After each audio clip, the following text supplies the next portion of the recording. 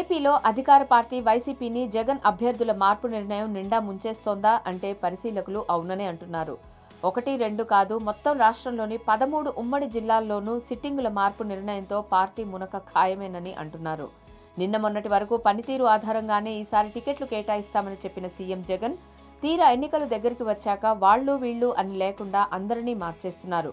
ఒక్కో జిల్లాలో ఎంతమంది సిట్టింగులు ఉంటే అంతమందిని మార్చేయడానికి రెడీ అయిపోయారు. వైసీపీకి పనిచేస్తున్న ప్రశాంత్ కిషోర్ ఐపాక్ ఎలా చెప్తే అలా మంత్రులు, సిట్టింగులు, సీనియర్లు అని కూడా చూడకుండా మారాల్సిందే అని హుకుం జారీ చేస్తున్నారు. కొందరికైతే అసలు టికెట్లు కూడా లేవని ముఖం మీదే చెప్పేస్తున్నారు. దీంతో చాలా మంది సిట్టింగ్ ఎమ్మెల్యేలు కూడా తెగించి తిరుగుబాటుకి రెడీ అయిపోతున్నారు.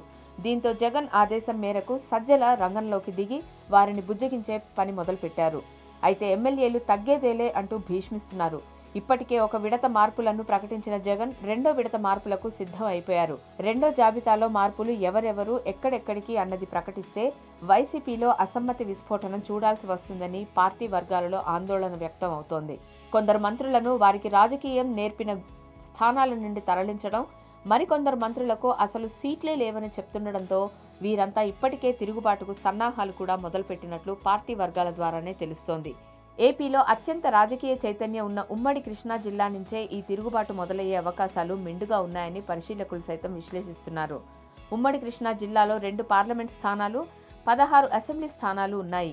గత ఎన్నికలలో ఉమ్మడి కృష్ణా జిల్లాలో 2 లోక్సభ స్థానాల పరిధిలోని అసెంబ్లీ నియోజకవర్గాలు మినహా మిగిలిన అన్ని స్థానాలలో వైసీపీ విజయం సాధించింది.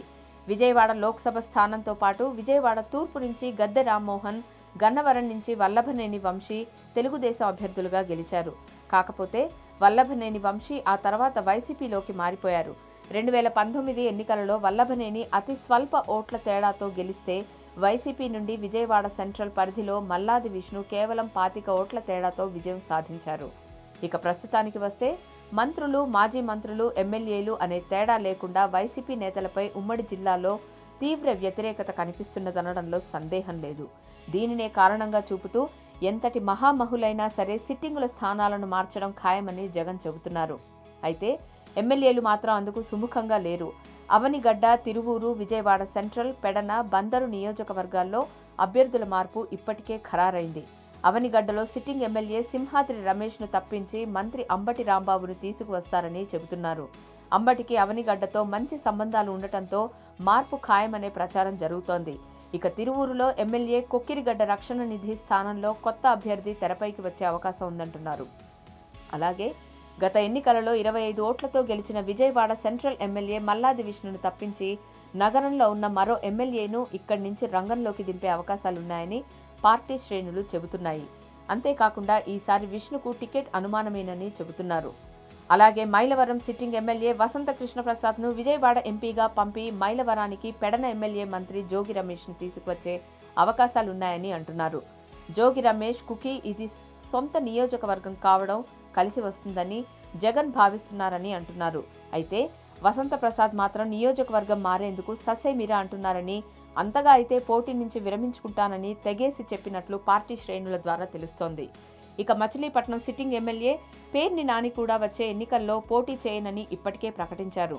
అయితే తన వారసుడికి టికెట్ ఇవ్వాలని కండిషన్ పెట్టినట్లు తెలుస్తోంది. ఇక మాజీ మంత్రి కొడాలి నాని, ఎమ్మెల్యేలు వల్లభనేని వంశీ, సామినేని ఉదయభాను, సింహాద్రి రమేష్, మంత్రి జోగి రమేష్ తదితరులు ఇప్పటికే సీఎం జగన్ను కలిసి చర్చించగా వీరిలో ఎవరిని తప్పిస్తారన్న చర్చ జరుగుతోంది.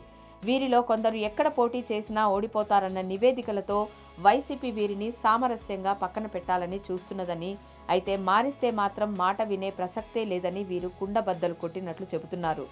జగన్పై తిరుగుబాటుకు ఇక్కడ నుండే బీజం పడే ఛాన్స్ ఉందని పరిశీలకులు విశ్లేషిస్తున్నారు.